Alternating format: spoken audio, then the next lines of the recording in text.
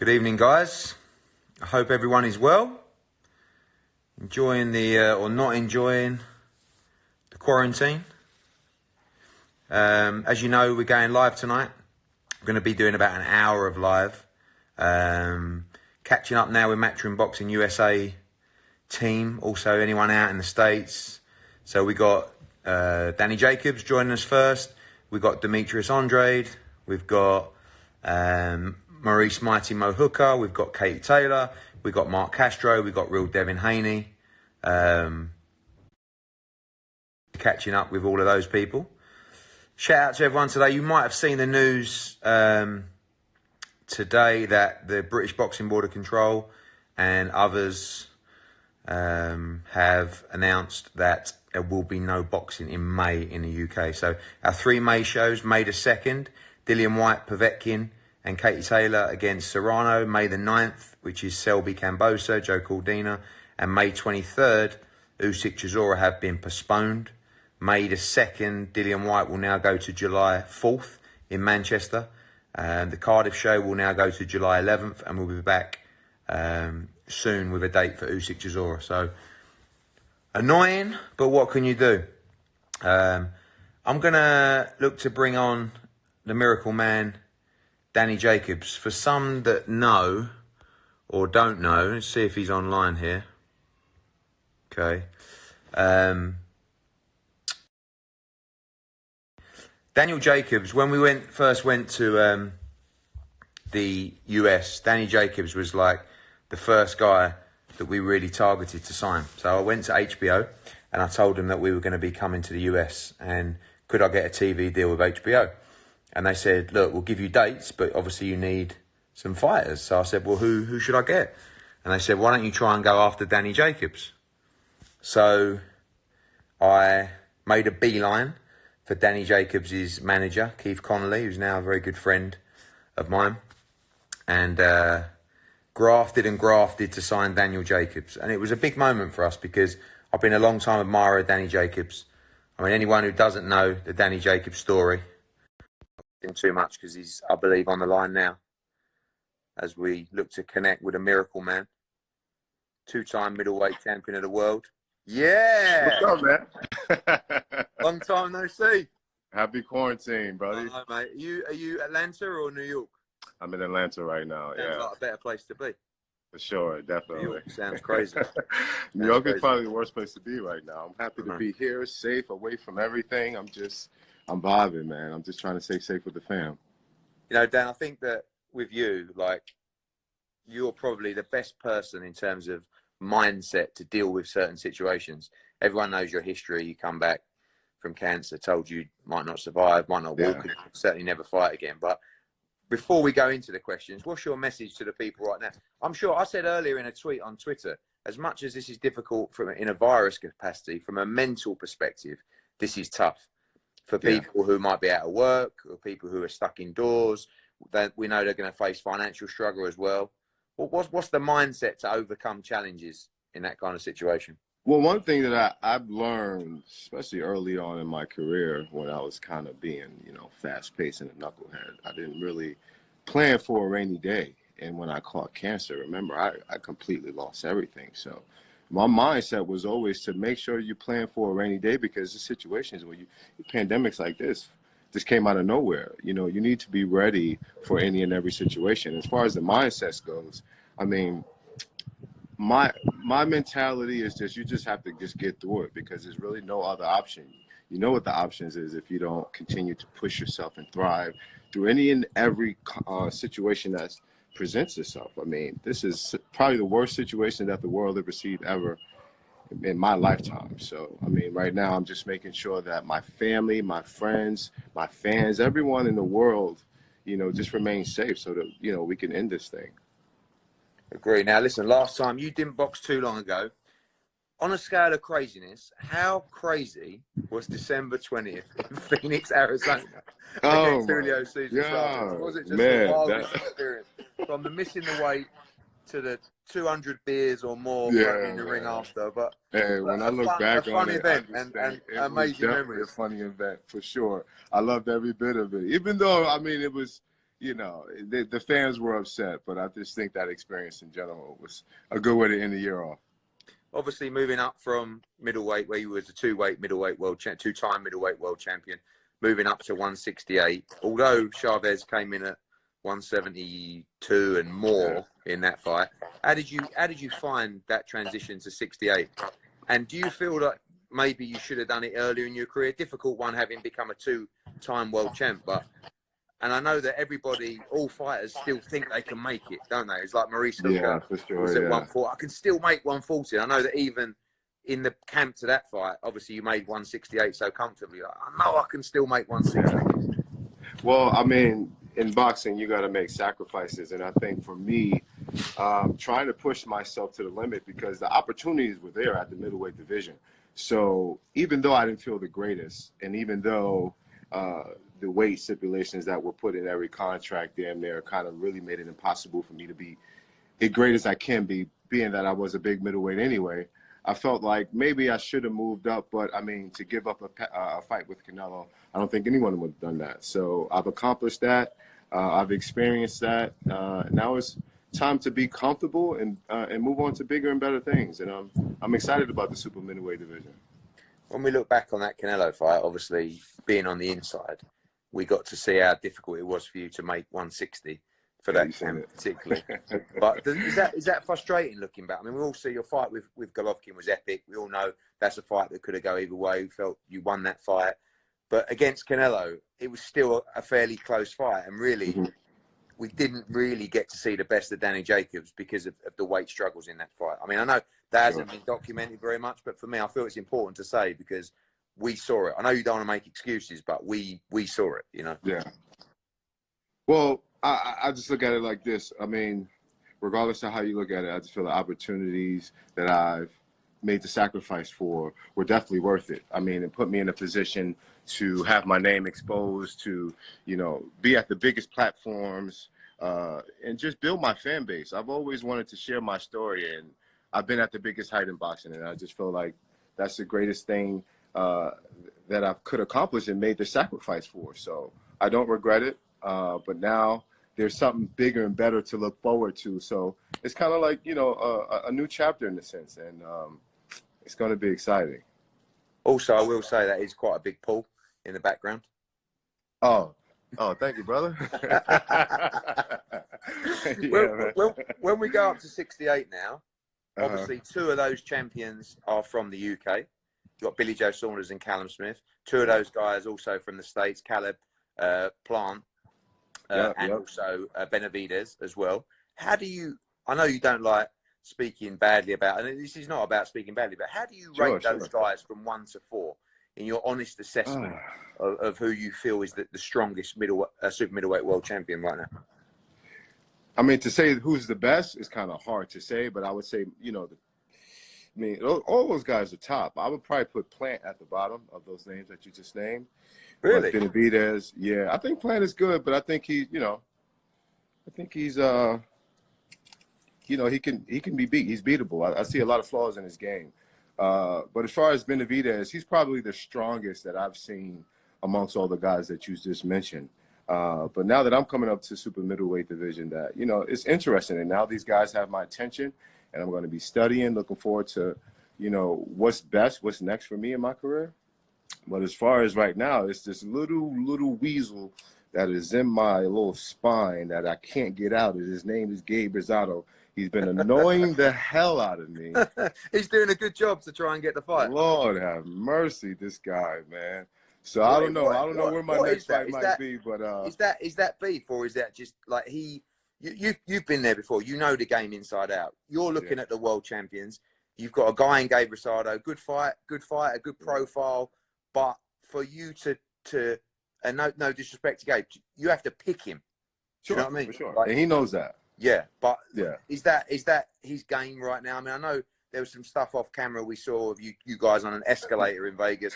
Then he was at the Phoenix fight, went a little bit, but do you think he's just like a little chihuahua at your heels right now? I just think it's a little envy and it's a little jealousy. You know, I remember him saying something as far as when I was commentating, trying to say I'm trying to be a fake Andre Ward. But I'm a versatile man. I can do many things, you know, and I think that because he's a gatekeeper, I think, you know, it doesn't sit well with him because we all came up together, you know, and for me to surpass him the way that I am and the way that his career has gone, he has to go other routes to get a fight. And what fans don't understand, you know, we all want to do it for the fans as far as picking the best fights, but sometimes there's the personal fights that you want to be able to get out, and it's going to make a good fight as well. So for me, I'm just looking at this fight, you know, like lamb chops right now because he's food. Two other guys on that list potentially. One, Callum Smith, who's obviously stated that he would love to fight you in the States as well. That's a big fight, good fight, big 168-pounder, and someone that could give you, you know, an opportunity to become a two-weight world champion. I love that two-weight, 3-time. For sure. I love that fight. I think he hasn't truly been tested yet, especially against a top-notch world-level fighter. I'm not sure if it's been hard for him to get fights at that level. But his last fight with Ryder, if I'm not mistaken, was a very close, he's another tricky guy fight. who could be a potential opponent as well. I mean, he proved himself 100%. Exactly. So it's really so many opportunities out there for me, but the top-notch guys is just, for me, it's exciting because they're all good, and I know they're all going to test me. And now that I'm vouching that I'm going to be my best, and we've just seen me, you know, my last outing, me finally have a chance to be comfortable. And, you know, I made Son of a Legend say no mas in 5 rounds, you know. So give me another opportunity to get acclimated, and let's go for the gusto. Okay, good stuff. Well, listen, we're gonna wrap it up there, Danny. Thanks for joining us. Quick message to the fans. We know you're supposed to be out in June. It'll be around that time once this is all over. July maybe, but not long for you. But a quick message for your fans. Are we still live? Okay, hold on. Here we go. I think I'm a little froze.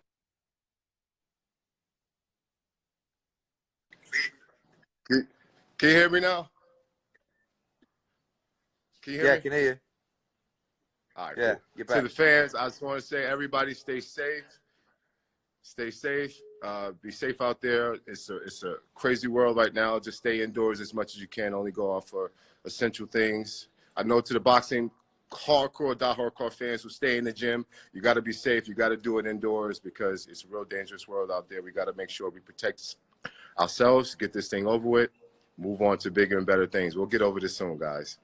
I've just got one question from Ben Davison, who's Tyson Fury's former trainer, and Billy Joe Saunders. He said, what was the main difference in technicalities between Triple G and Canelo that you found in those fights?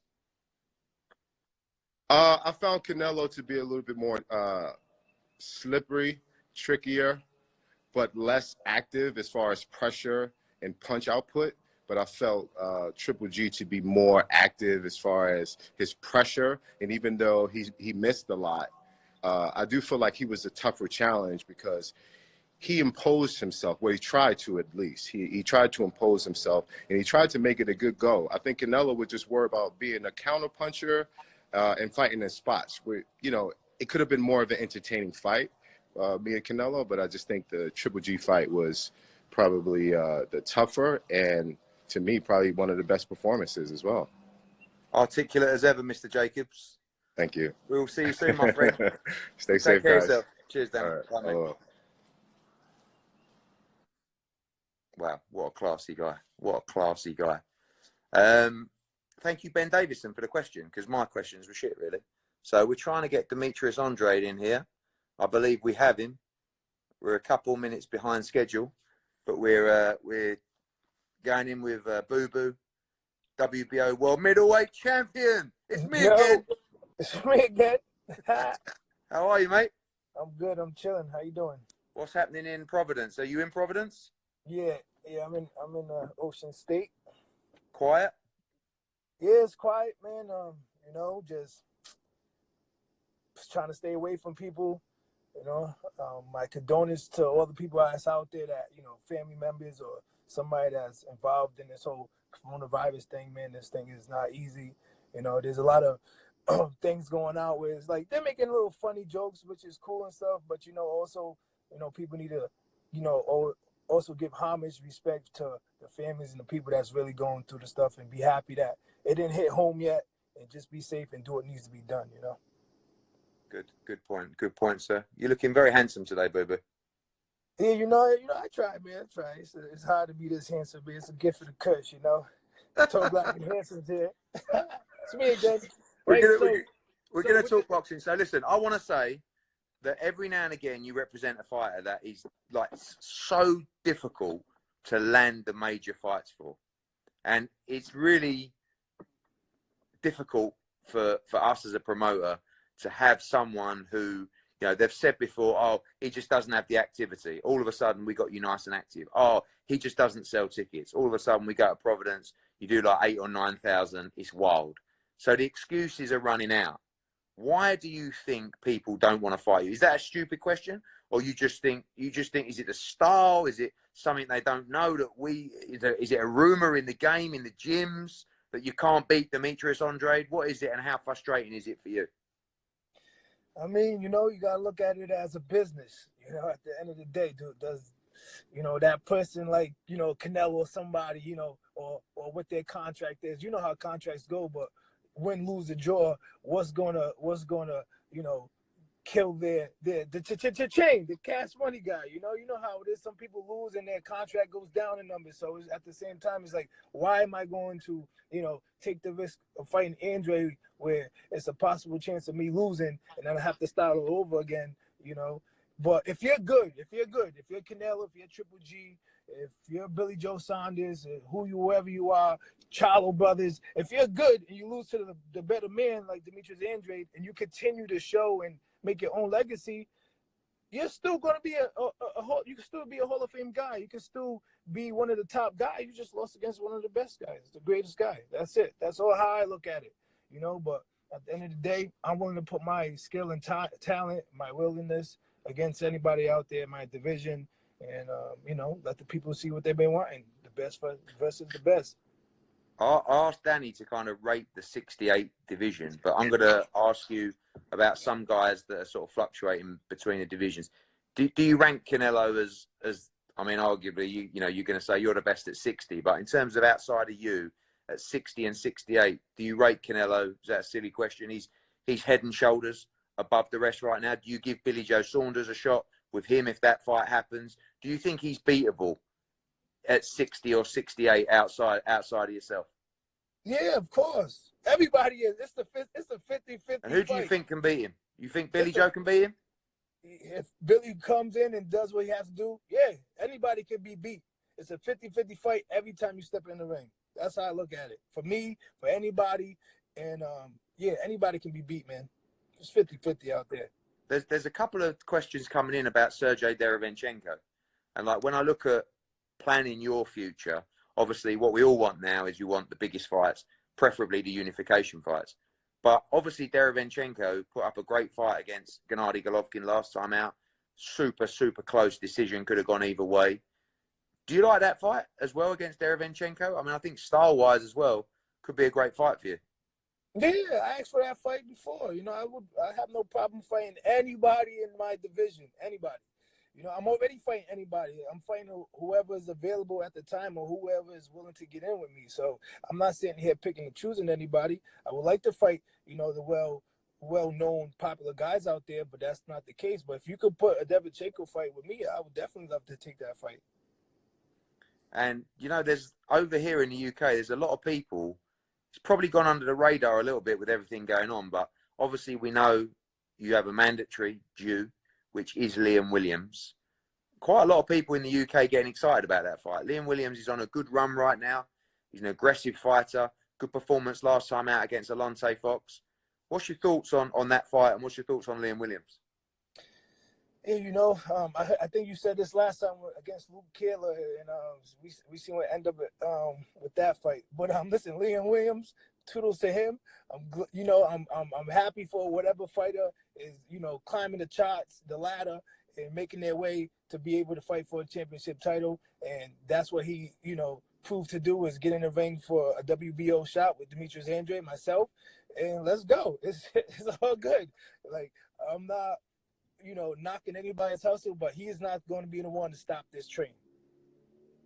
A lot of talk about Charlo fight.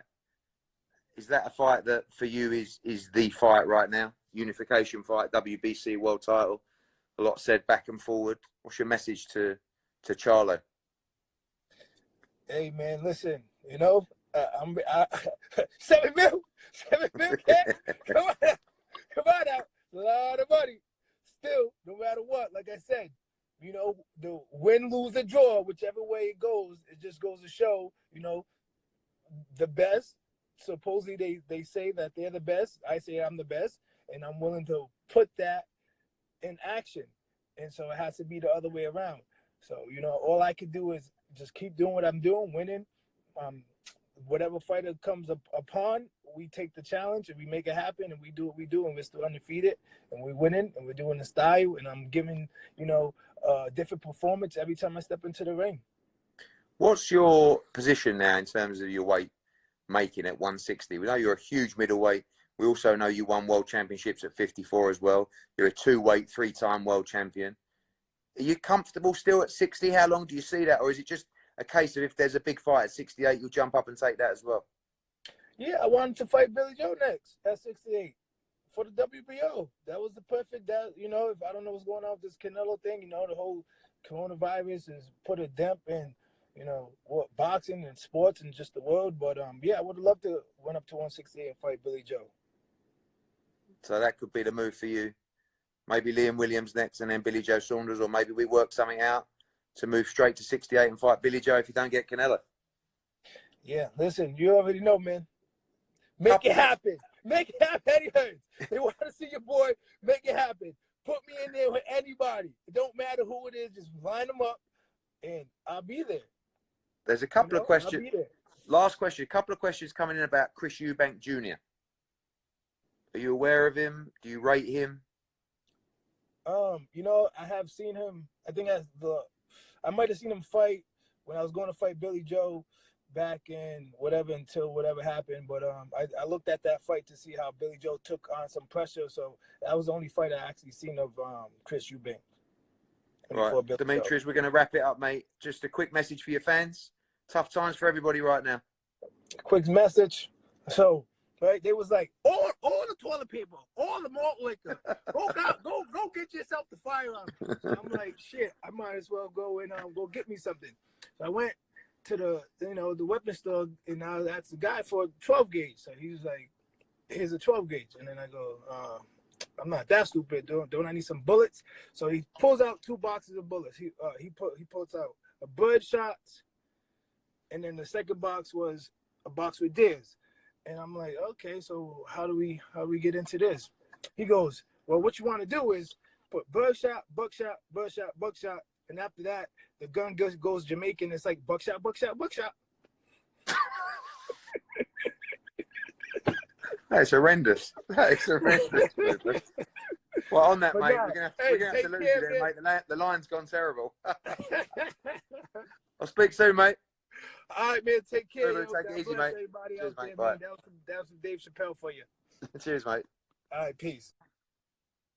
Boo Boo Andrade, 2-weight, 3-time world champion. I believe we got Mighty Mo Hooker in the house, guys, who obviously felt I'm just going to get a bit of charge for my charger. Can't even move, actually. And he was one of the first guys who was affected by this whole corona situation because, of course, his fight on April 17th against Regis Prograis was called off, one of the first fights to be called. So we're going to go on to Mighty Mo Hooker, former WBO 140 world champion. Mate, if we get Hooker at a good stage, you know Maurice Hooker has 8 kids. I'm waiting for him to send a request for the live. Maurice Hooker has 8 kids. If we can get this right, it's going to be madness on this live. Did you really send a contract to Charlo to fight Boo Boo? No, I've sent him about 3 different offers. Matchroom Boxing admin guy, can you ask Mo Hooker to send a request, please, for a live? Prograis going to stop Hooker? What's your opinions once we get this fight up and running? Maurice Hooker against Regis Prograis. Who you got? Who you got? Okay. We're on the situation. We have... Yes, Mo! Hey, how's it going? What's happening, mate? Nothing much. Trying to stay safe. Yes. Dallas? Yes, sir. I'm in Dallas. How's the world in Dallas? It's going pretty good. A little slow, but it's going good. Yeah? How's isolation treating you? Oh, it's pretty good. You know, just every day just been with the kids in training, staying focused. I was telling everyone about your 8 kids. 8, right?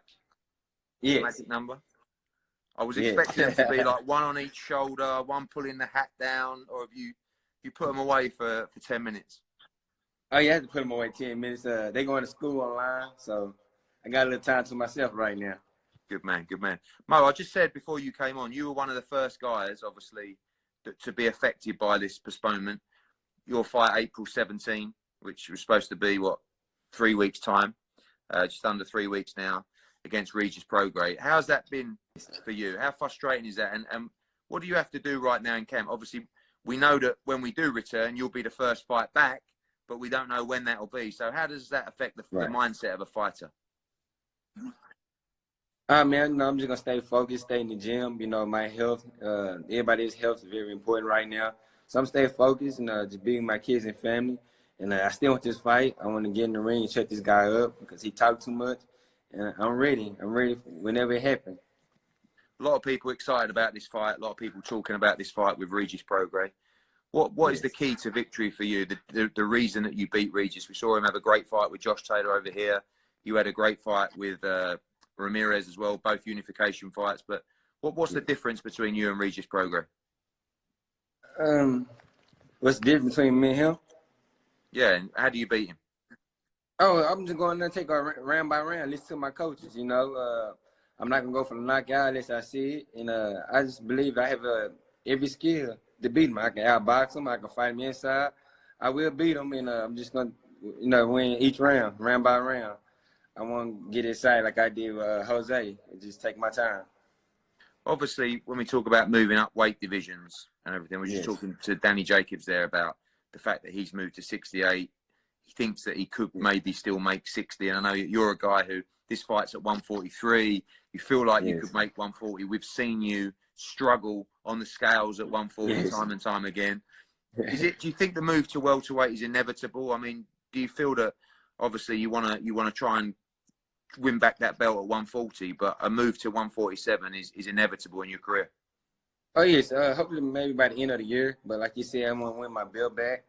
I want to be a champion again at 140 before I move up. Then I'm go to 147 and fight anybody. Obviously, you've shared a ring with Jose Ramirez.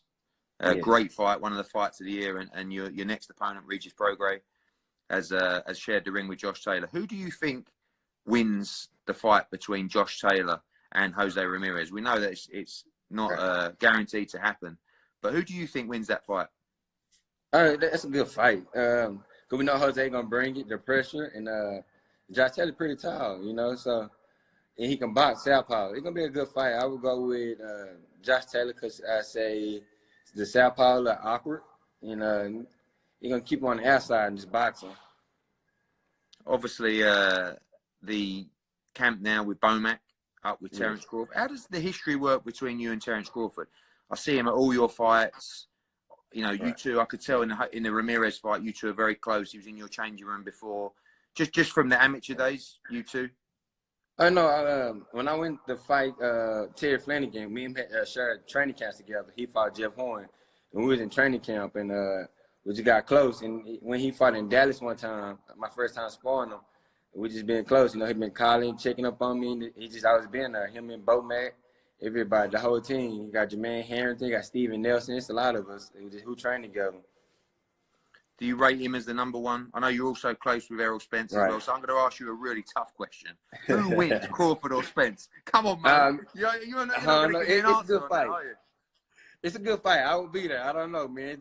The fans going to be happy about that fight. It's going to be a good fight. Yeah, for sure. You done plenty of rounds with Terence, obviously. You rate him very highly. I mean, I said he's one of the best. He's very smart in the ring, you know, very smart. His punches always be on point. I mean, if I come to camp and I'm not in shape, it's gonna be a long camp. But so before I get to camp, I like to train, be in shape before I get. But it'd be a good camp. Could I ask you about two other guys who I feel like are potential opponents for you if you were to win the Regis Prograis fight? Number one is Mikey Garcia. Obviously, you saw him beat Jesse Vargas recently in a good fight. A lot of people feel that he's not at 147, but he wants to prove himself and try and win another weight division. You like that fight at 140 or 147 against Mikey? Oh yeah, I would love that 147 if I go in there comfortably. That's a good fight, you know. I want to fight the best out there to be the best. I want to fight the best. I want to fight him or whoever, any guy y'all put in front of me. I'm ready for him. And another one who's coming on join us later is Devin Haney, who seems to be calling out the world at 135, 140. Again, you know, a potential fight for the future for you. You rate that? You rate young Devin? Oh, I sparred him a couple of times in Vegas and in LA. He's a good fighter. He's a good boxer. I say he's one of the best coming up. Yes, in the future, if I get that phone call, I would love to fight him. And finally, Mo, your fight with Regis Prograis will be announced soon once this is all over. One of the first fights back. Your message to the fans during this tough time? This a fight that nobody don't want to miss because this guy talk too much. I'm ready to shut him up, man. I'm ready to get in the ring with him. You know, everybody who see me fight, you know, I'm coming to fight, and I'm coming. I want to knock this guy out. I want to shut him up and put him on his ass. I know I'm coming. The fans got me as underdog. It's okay. It's cool. I'm still gonna beat him. Mo, a pleasure as always, mate. We'll be back to you with that date soon. Stay safe over there. All right, thank you. You too. Cheers, Mo. Take care, mate. All right. Mo Hooker. Peter Berg. Shout out to Peter Berg, just joined. Who we got here? We're going to be going to Mark Castro. Mark Castro, one of the top young fighters. Ellie Sekbak, what's happening? Yeah, Mark Castro, recent signing. Real potential superstar. I wanted to get him on the live and just let you guys see him and hear about him because you're going to be seeing a lot of him in the future. And I believe we're going to be joined. Katie Taylor is on after Mark Castro. Then we've got Devin Haney. For now, Mark Castro, what's happening? What's up? What's up, Eddie? Mark, I'm a bit worried because you just turned pro and I see you got a very nice whip. Oh, I got it before I turned pro. Okay, I'll let you off, yeah? So you're not spending your money before you made it? No. I got it before I turned pro. I got it in December. Okay, fair enough. So all this, you know, you obviously that sponsorship with Gymshark's going well. Yeah, it's going good. Everything's good. Good, How's mate. everything with you? It's good. Obviously, tough times everywhere. What's life like in quarantine in California, in Fresno? It's good. Everything's just slow right now. I'm still training hard. It feels like training camp. And I just stay to myself, to my family. That's how it's always been. So nothing has really changed. Frustrating for you, obviously, due to fight either on the Regis Prograis Maurice Hooker card, but obviously, you know, was a potential for the Canelo card as well. Frustrating that your pro debut's got to be slightly delayed. Yes, it's frustrating, but I'm still training hard. I'm just getting ready, more time to get ready and sharpen my game. And when the time is right, when we start up, it's just going to go like a wildfire. It's just going to keep going. Obviously, I wanted to bring you on here to the guys. Some will know about you, some won't know about you. Run down your accomplishments as an amateur, one of the most decorated amateurs in US boxing history. I'm a 17-time national champion, 2-time amateur world champion, the second American to do that, and I have a record of 177 wins and 7 losses. It's not bad, eh? Yeah, it's a lot of sacrifices. I said, you know, a lot of people won't know about your story. When I first met you, obviously managed by Keith Connolly, who's got Danny Jacobs as well, but very close with your dad and the journey that you've been on with him. I'm jealous of that. You know, obviously he's your trainer as well, but he must be very proud and has obviously been there with you from the start of this incredible journey. Yes, my dad has always been there. My dad knows what's best for me, and it's so humbling to have my dad along the journey because those are memories you can't replace. A lot of people talking about your weight division. Talk a little bit about where you feel you're going to start that pro journey in terms of weight and where you feel that you're gonna end up going. I feel like I could start at probably my first bout maybe 127, 28, and then try to fill out if my body don't grow yet or soon enough. Go 126. I feel like I can make it, and eventually down the line, which is like 10, 15 years, maybe 154. Having Wow. a great career, everything going good. You got to win a You got to win a world championship in every one of those divisions. Yeah, and unify and all that. Yeah. Undisputed as well. I mean, you might as well. But As well. yeah. When you talk Yeah. about 26 right now, obviously some of those guys you've spent some time. See, I'm guessing you would have just been around with Shakur Stevenson, coming through the amateurs as well. How do you rate those guys at 26? We got, for me, the number one guy right now, where he's number one ranked. It's Josh Warrington, the IBF world champion. Obviously, you've got Shakur, you've got Gary Russell, you've got Kanzu, you've got Leo Santa Cruz. How do you rate those featherweights? Like 1 through 4. Yeah. I feel like for number 4, I'll probably be Leo Santa Cruz. Well, number 1, I feel like number 2 is Gary Russell. Number 3, Josh Warrington. Number 1, Shakur. You rate him that highly, yeah? Yeah, he's that good. Wow. I've seen Shakur like dog it out with Terrence Crawford. Really? And I feel like Shakur. You know what? I felt like when he turned pro, Shakur, that he didn't really have the punch power, and this is one thing I think is really interesting for the amateurs coming through. I see it with Ray Ford as well recently. You know, they start off in their first 3 or 4, 5 fights, and it might be the same with you as well. You know, where they're not quite setting their feet in the same way. And I feel that Shakur's power has really developed in a short space of time, because I wasn't sure whether he would have the power at 26 until he started, stopping a few guys. I feel like Shakur's always working, improving his game. So if he feels like he needs to work on something, he's going to work on it. Obviously, training for you is going to be geared with your father, but also you spent plenty of time with Eddie Reynoso as well. Do you think that'll be an element you'll be adding to your team as well? Yes, eventually. I'd love to work with them, and I feel like it'll be a great mesh together, and the sky's the limit. When you went in there and you were seeing the fighters, obviously there's a lot of talk at the moment about Ryan Garcia potentially fighting Devin Haney. We know you're quite friendly with Ryan Garcia as well, but you rate Ryan Garcia highly as a real threat at 135 pounds? There's the 135 is stacked, but yes, he's really skilled. It's all skilled. Sometimes it's whoever has the best day those days for the lightweight division, because everybody's talented at that division, from Devin Haney, Lomachenko to what's his name, Teofimo Lopez and Ryan Garcia. And it's a great that division's gone unbelievable. I mean, you got our Luke Campbell as well. You know, you got Javier Fortuna, Devin Haney, like you said, Lopez, Lomachenko, Ryan Garcia. It's an unbelievable division. Yeah, that's the division that's gonna bring like the spark back to the fans and stuff. Tell the fans watching, Mark, when you were coming through the game, who were your heroes? Who were the guys that you watched coming through? Who are the guys you still watch now? The main guys was coming up would be like Oscar De La Hoya, Floyd Mayweather. So when they fought, that was kind of like big. Manny Pacquiao, and then it was Marquez, and then it was Triple G, Canelo, all of them, like all those big guys. But right now the main one is Canelo, because he's like taking the lead with the sport, being the face of boxing, and it's great to see. A lot of people telling me off because I didn't mention Gervonta Davis in the lightweight mix as well. Yeah, I mentioned him. I said you rate him highly. Yes, I do.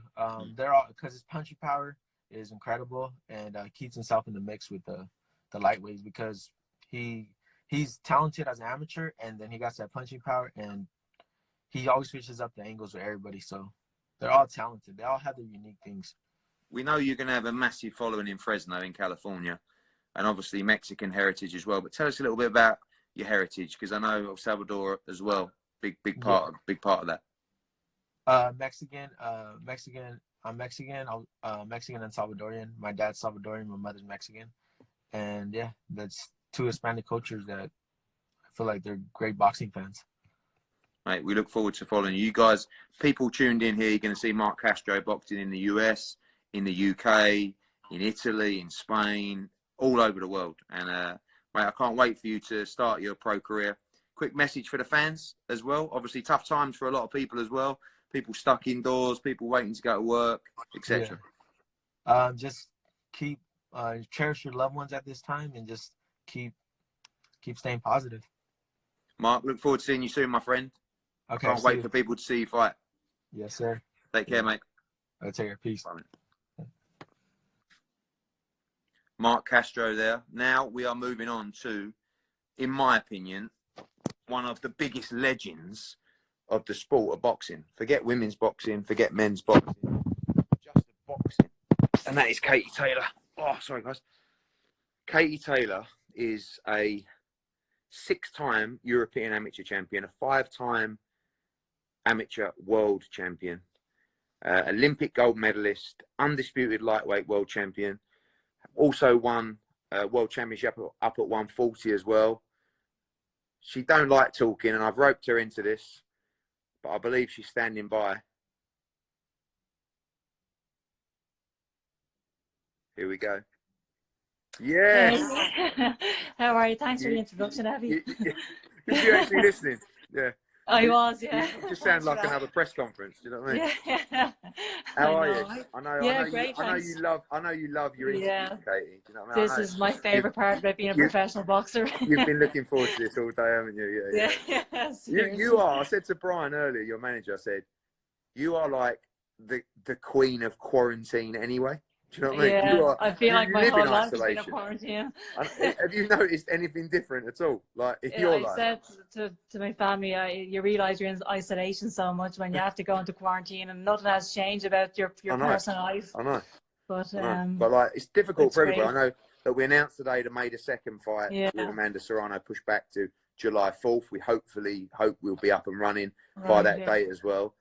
How does the mindset change for you with the date change? Just, I know your work ethic is incredible anyway, but just tapering down slightly now. You got I mean, I have obviously been over here for the last few months training for May 2nd, but this is a time for me to just kind of work on a few things now, and this isn't a time for anyone to take their foot off the gas. I think it's going to pay off for the fighters who are disciplined right now. Are you a big believer in a lot of people are saying right now not just across boxing but across business, that this is actually the time where you can close the gap on people? I guess for you, there isn't really a gap on anyone, but it's like a case of they'll be trying to close the gap on you and doing the smart work in this time. Exactly. And as I said, I'm just working on a few things now. These are times where it actually makes a difference, I feel. You can turn this into a positive and actually try and work on a few things. And when the boxing world does get back, I'm going to be one of the fighters who was disciplined, and I'm going to be ready for whenever that fight date is.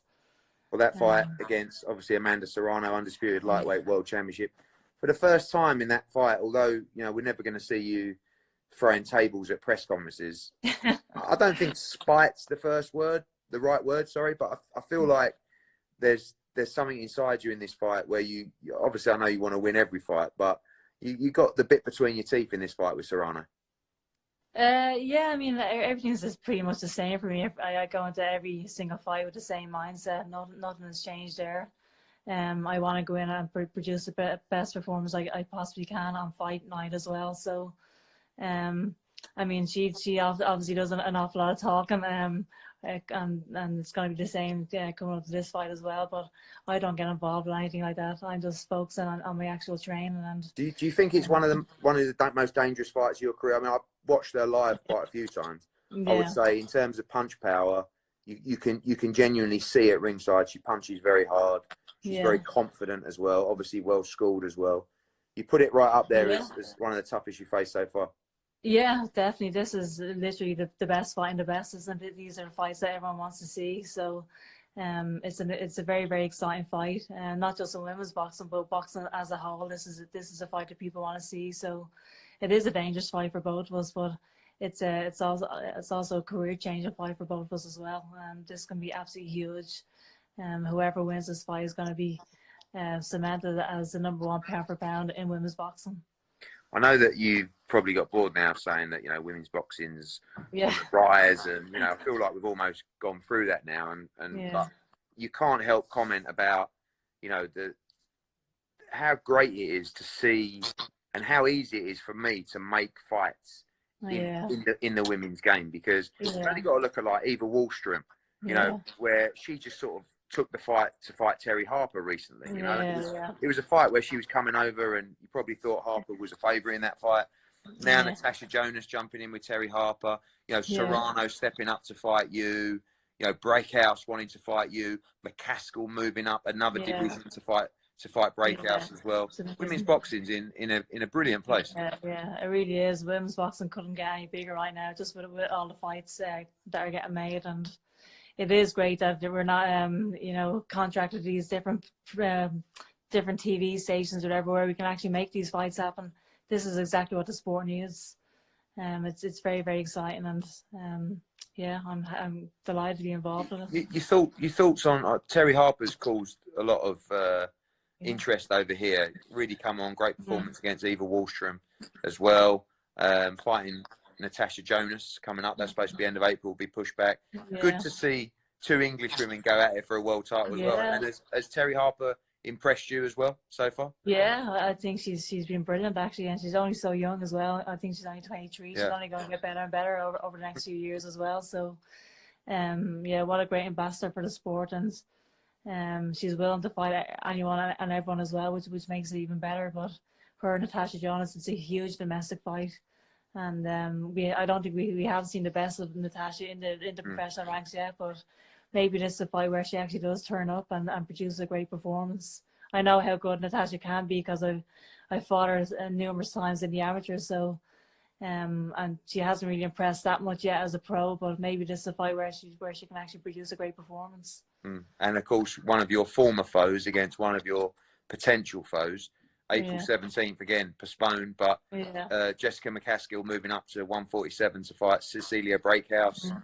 Again, should be a great fight. Tough fight for Cecilia. You'd fancy her, I guess, being with her pedigree and the size advantage as well. But should be an interesting fight. It's a very interesting fight. I'd imagine Cecilia will outbox Jessica, but it's a very, very big, huge fight, and obviously Jessica has a big punch as well. So who knows what can happen there? Everyone's talking about the potential. Obviously, you got to beat Serrano, but everyone talks about the Breakhouse fight. Of course, undisputed lightweight world champ against undisputed welterweight world champ as well. Is that for you that the natural challenge if you can come through Serrano, or when you come through Serrano? Yeah, I mean, I obviously want to be involved in the biggest fights, and I can't obviously look past Serrano right now, but it's always a big mistake when fighters are looking past their opponents. But if I do come through Serrano, obviously the fight with Brock is a history-making fight, undisputed champion against undisputed champion. And has that even ever happened before? I don't think it has. Where do you stand on weight for that, Katie? Just so, I mean, we might as well do the contract now on Instagram Live. You know what I mean? But obviously, we saw you up at 140. We know. I remember when you started, we always said that you'd make super feather, and that you'd win a super featherweight world championship first. Obviously, after a few fights, it was clear that it was a little bit tight, and you preferred lightweight. You went to 140, but probably struggled to eat yourself into 140. Where do you think the line is drawn with that fight with Breakhouse? Don't worry, I won't hold you to it, but it's an interesting situation because she's you know, she accepted, but I can't even remember off the top of my head. I think the McCaskill fight's at 145. Right. So she's obviously got the plan to come down, but anywhere around 142-ish is not a problem for you. We can make a catch weight, obviously, at a similar weight, maybe 142. I can't really go above 142 much, but I walk around about probably maybe 142 or 143 at most. So we can definitely do a catch weight at around then, and that would be a super fight, wouldn't it? So whatever you think yourself, Eddie. No, well, listen, you're the boss. Whatever you tell me, whatever you tell me, whatever you try and tell me. I've got to ask you, because one thing, I know we're being watched by 1,500 people, but in terms of your faith, which always impresses me, does that keep you just so balanced and comfortable? I think one thing that's interesting, I don't want to go too deep on it, but obviously there's the problem of the COVID-19 virus right now, but also the problem that it will have in terms of the effect on people's mental health as well. You know, it's something that gets talked about a lot. You know, whether it's being stuck indoors or whether that's struggling financially or with anything in life. How much does that faith that you have, is that, I'm fascinated by it because Yeah, I mean, for me, I mean, I always, it's obviously awful that what's happening with the coronavirus. The whole world is on lockdown right now, but there's a lot of good things that are happening as well. I mean, it's people's lives have been forced to slow down. Maybe, you know, they have to reconnect with their families again. And there's even online on the internet, there's church services saturated online every single weekend. And for me, it's just a time to kind of spend more time with God, I guess. Read His Word, read the Bible, and that's mental health for me. I get great comfort from that, and I've always said from a very young age that that's where my confidence comes from. That's where my strength comes from, and that's why I don't need to talk before these big fights or talk trash, because from a very early age I love the Bible verse in Isaiah that says, "In quietness and trust is my strength." And it's not something that I feel I have the need to actually. I'm just going to be myself, obviously, and that's it really. But yeah, definitely God is just my life. Very good, Yeah. Katie. Katie, it was a pleasure. I hope that wasn't too painful. No, what do you want to see my garage gym? Go on then. Yeah. I know that all the gyms are shut up right now, but I'm absolutely delighted to have my garage gym here. Go on then. And I actually bought this house just after my last fight. Is this Ross's gym? This is my gym. Your gym? So you've got two gyms over there. Yeah. This is the one you've built. I saw you doing your own workout stuff yesterday. Yeah, did you like it? Yeah, it's good. I'm not going to try it though. Yeah. What do you think? I'll tell you what, that's better than most gyms I've seen, full stop. Right? It's better than most gyms I've seen. Yeah. Have you done your session? You've probably done about 8 sessions today, haven't you? Well, I just had a running session this morning, so yeah. not too bad, but yeah. All right, Katie, thanks for everything. Yeah, thanks, Eddie. We'll be rocking and rolling. Sounds great. Thanks so much. Take care, Katie. Right. See you, mate. See you. Bye. What a legend. What a legend. I love Katie Taylor. I think she's fantastic. Right, one to go, and it's the man that is causing shockwaves through the lightweight division. It's Devin Haney. This has been pretty slick, I've got to say. We're dialing him in. Last one. Yo! Good day, mate. All right, mate. How you doing, mate? All right, Governor? I'm doing great. How you doing? Well, listen, all I see is you all over the internet calling people out. We posted your new video. So you've gone like 0 to 100 from this injury that you had straight back to it. I get the impression you're hungrier than ever. Yeah, I'm hungrier than ever. I feel great. This surgery couldn't have went any better. Like, it feels like my shoulder is like even better than it was, you know, when I injured it. So I'm excited to. Well, I guess coming off the injury, we don't know how long that was there. You know. Yeah, exactly. Until I fully injured it to where I couldn't compete, we never knew if it was actual, you know, longer than what we knew. Obviously, your video today, which was literally calling out absolutely everyone in the division right now. When do you think, obviously, plan to fight around July time, Corona pending, and we hope to be in action then. But all these guys, you literally want to line them up and get them ready. Let's talk about the Ryan Garcia fight as well, because for me, you know, when you talk about the politics of boxing, that's a fight, obviously, two broadcasters, same broadcasters, you know, Golden Boy we work with as well. A fight that in reality should be easy to make, but at the same time, it's still very early for you two in your careers to be jumping into fights like that. But you're ready, right? I think that is just so many big fights out there that could be made. You know, the Lomachenko, Teofimo, the Gervonta Davis, the Ryan Garcia, the Luke Campbell, the Javier Fortuna. There's so many big fights out there that we need to start making these big fights happen now, because eventually guys like me, Teofimo, Ryan Garcia, we're eventually going to move up. So I think it's the perfect time is now. Honestly, like for people that don't know, and I know that there's a lot of talk in boxing, but genuinely, I don't think I've ever met anyone so young who really doesn't have to take those defining fights now. Yeah. Like you, where you, like, genuinely, it's no bullshit with you.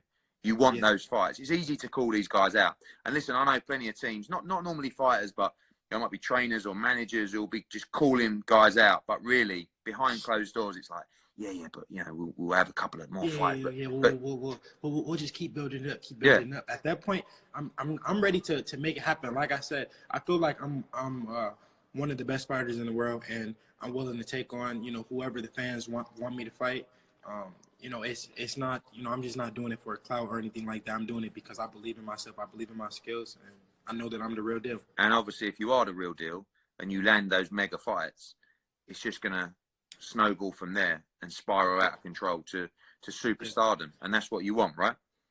Definitely. I mean, you want the finer things in life, Devin. Of course. I've been around you long enough to know. I love money, and I want to get paid, but at the end of the day, I want my name to live on longer than I ever will. I want my name to be mentioned with the greats when it's all said and done. So where does that line? Where's that line drawn between being that guy who's showing off stacks of hundreds and Lamborghinis and villas to, because I know you, like, sometimes I see you post stuff and I might think, like, you look quite flashy, but I know you and I know how hard you've worked. I know about how you started your career in Mexico in like literally like dead end venues with your dad, going out there literally like hustling for slots. Where does that line come from you between being flash and being that role model? Because for me, I want you to be a role model as well. I feel like you're one of those guys, one of the few guys in America that can genuinely be a role model to the future generation and to the kids as well. Yeah, it's about having a balance. I want to be a role model. I want the guys to be motivated, also be motivated to that I'm not only just a student of the game. I'm not only 100% focused, but I'm also I'm getting paid well for what I'm doing. So they know that if they look up to me and they watch me, that it leads to a great path, and you can make a lot of money. Obviously, you come over to the UK recently. Just like, tell me a little bit about your experience with UK fight fans. All the American guys that we work with as well. So like, my Twitter's like, I've got so many UK followers now. And obviously, when we came over, I wanted to put on that workout for you, and I was a little bit worried, like, who might turn up. And it was one of the busiest workouts we've ever done. It was amazing. Yeah, it was crazy, like the feedback that I got from the UK. It was crazy because the other day I had a dream about me, like I was in the UK. I don't know, which is weird, like, but it was fun being in the UK. I want to come back, soon when all of this is over with and everything is settled and it's safe to travel. I eventually want to go back to the UK. Let's look at that lightweight division. We know we got Javier Fortuna against Luke Campbell. We know you want to be reinstated as WBC world champion as well, because everything with the coronavirus, you're no longer unavailable to fight. But talk us through the Campbell Fortuna fight and your thoughts on Luke Campbell. For me, it's a natural fight for you guys to make at some point as well. Talk about possibly doing that fight in the UK, and I know that's a fight you like as well. But what happens in the Campbell Fortuna fight? Break that down for me. I think it's a 50-50 fight. Any one of those guys can beat each other on any given night. I feel like Luke Campbell, he's a good fighter, Olympic gold medalist. I take nothing away from him. He went in there. He put up a good fight against Loma. He showed that he was a force in the lightweight division. But every fight that he's pretty much stepped up against, or every fight that was actually a step up, he pretty much lost. So, I can't really, say that he's, really one of the top guys. I feel like that is a fight that I would want. If he beats Fortuna, if I don't get reinstated as the WBC lightweight champion, then the winner, I would love to fight. But I feel like they should reinstate me because I got stripped because I wouldn't have been active to fight my mandatory. But the two mandatories never fought. So what sense does that make? If I'm able to fight the mandatories, bring it on with whoever it is. Your thoughts going into a potential fight, undisputed fight with Teofimo Lopez against Lomachenko? Do you give Teofimo any shot in that fight? Yeah, I think that he definitely has a puncher's chance. He's a young, hungry fighter. He's going in there with everything to gain, not much to lose.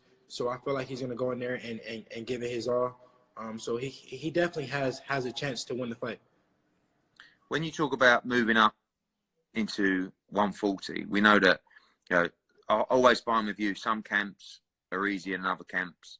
I felt that when you boxed against Abdullayev, you knew the risk of that fight, and I felt like you had a great camp 100%. And you made the weight really strong in that fight. Right, sorry guys, I got kicked off because it was an hour, so I'm gonna log back into Devin if he's still on the line. I didn't realise he insta kicks you off after an hour. Dev, if you're watching, stick the invite back in. We'll wrap it up.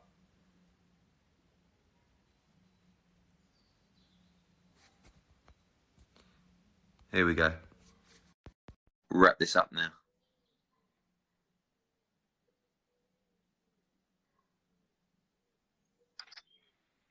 Sorry, champ. We did the hour. We did the hour. Yeah. So yeah, when we talk about moving up, I know like the Abdullayev fight, you made the weight right. Did a lot of travelling around before the Staples Centre fight, but right now the game has changed so much at 135 that it's really worth hanging around there. How have you found your weight since you come back from the injury? Because I know when we met in Miami, you were saying you were surprised how light you were. Yeah, since I've been off, it's crazy how much like I lost weight. I think because I was just doing so much conditioning that I was building muscle mass.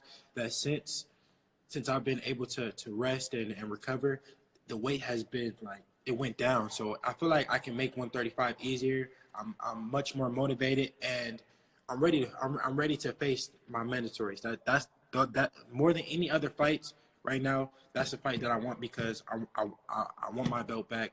I'm hungry. I'm motivated, and I'm ready to go. 135. I don't even at this point. I don't even want to think about 140. But in time, we know your aspirations are to be a multi-division world champion. How far can we go? 54? Yeah, 54.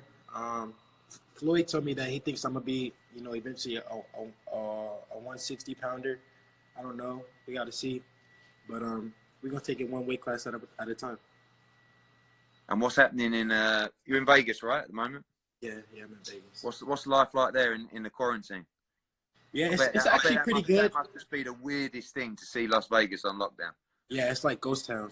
It's not like you go on the strip and it's not one car on the strip. It's pretty much like ghost town. But I really just been staying in the house as much as I can.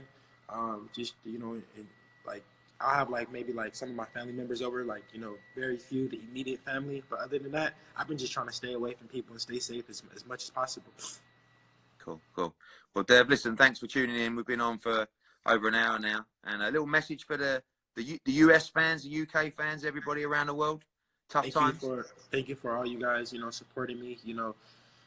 When this tough time is over, I'm gonna be back in the ring. Everyone stay safe, and hopefully you guys see me face my mandatories and become WBC, lightweight champion again. Well, you are WBC World Lightweight Champion. It's simple as that. So let's see you defend it this year, and let's see you have that big fight. I want the Ryan Garcia fight. I have to be honest. Yeah, I think that is a massive fight. Like in terms of the two of yours profile, you're both great role models, great ambassadors for the sport. I think we can do that 1, 2, 3 times. It's a brilliant fight. I'm on to DAZN, Golden Boy. Let's make it happen. But summer return for Devin Haney. We'll see you soon, my friend. See you guys. Thank you. Cheers, Dev. Bye, mate. Cheers, guys. Thanks for tuning in. 1 hour done. I think we was on time for everything. And hope you enjoyed it. Appreciate it soon. All the US fight fans, thanks for tuning in. UK fight fans, I'm sure you're on the call as well. And we'll be back later this week with some more content. Take care, guys.